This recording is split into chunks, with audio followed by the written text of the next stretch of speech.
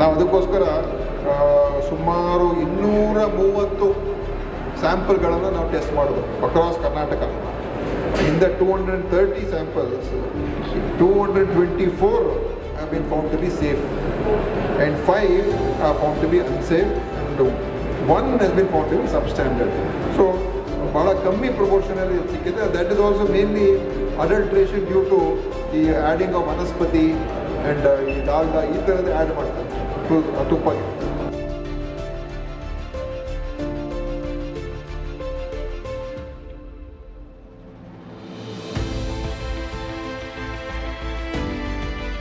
बेंगलुरु में सार्फिन को खाने पीने की अशिया में मिलावट और मेयार को लेकर अब परेशान होने की ज़रूरत नहीं रही, क्योंकि वज़ीर सेहत दिनेश गुंडूराव ने मुल्क का पहला फूड क्वालिटी टेस्टिंग सेंटर का फीनिक्स मॉल ऑफ एशिया में इफ्तिताह किया है।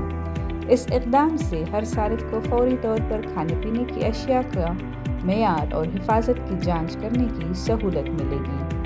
फूड सेफ्टी डिपार्टमेंट ने 10 बड़े मॉल्स में रैपिड टेस्टिंग किट्स की सहूलत फराहम की है, जिनमें Vaishnavi sapphire centre, elements mall, forum mall Koramangala और फीनिक्स मॉल ऑफ एशिया शामिल हैं।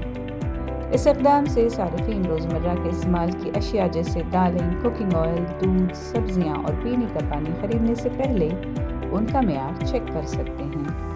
वज़ीर सेहत दिनेश गुंडूराव ने कहा कि इस इक़दाम का मकसद सारिफीन को उनके हुकूक़ से आगाह करना और ग़िज़ाई मसनूआत बनाने वालों को जवाबदेह बनाना है।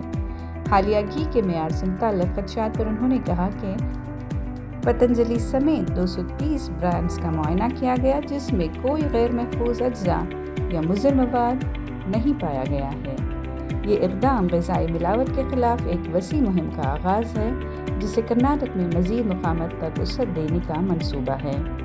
ಪ್ರಥಮ ಬಾರಿಗೆ ಬಹುಶಃ ದೇಶದಲ್ಲಿ ಈ ಥರ ಒಂದು ಪ್ರಯೋಗ. ಇದು ಏನಂತ ಹೇಳಿದ್ರೆ ಸಾರ್ವಜನಿಕರಿಗೆ ಮತ್ತು ಗ್ರಾಹಕರಿಗೆ ಮತ್ತು ಆಹಾರ ತಯಾರು ಮಾಡೋರಿಗೂ ಕೂಡ ಇದು ಅನುಕೂಲ ಆಗ್ತದೆ. ಯಾಕೆಂದರೆ ಅನೇಕ ಜನರು ಗೊತ್ತೇ ಇರೋದಿಲ್ಲ ಅದರ ಕ್ವಾಲಿಟಿ ಏನು ಅಂತ. ಅದು ಹೇಗೆ ತೋರಿಸ್ಕೋಬೇಕು, ಅದು ಫುಡ್ ಟೆಸ್ಟಿಂಗ್ ಲ್ಯಾಬ್ಗೆಲ್ಲ ಕಳಿಸುವಂಥದ್ದು ಯಾರು ಕೂಡ ಮಾಡೋಕ್ಕೆ ಹೋಗಲ್ಲ.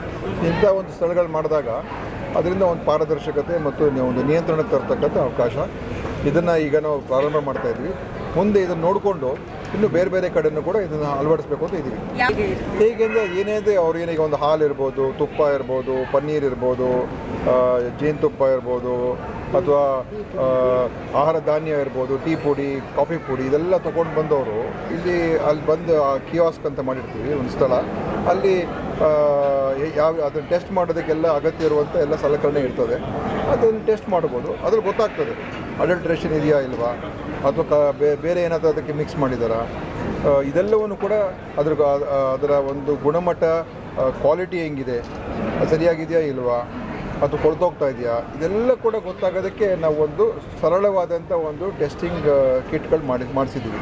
ಅದನ್ನು ಅಲ್ಲಿ ತಕ್ಷಣಕ್ಕೆ ಗೊತ್ತಾಗ್ತದೆ. ಅದೇ ಮತ್ತೆ ರಿಪೋರ್ಟ್ ಕಾಯಬೇಕು ಅಂತ ಏನು, ತಕ್ಷಣಕ್ಕೆ 1 ನಿಮಿಷಕ್ಕೆ 30 ಸೆಕೆಂಡಲ್ಲಿ ಗೊತ್ತಾಗ್ತದೆ.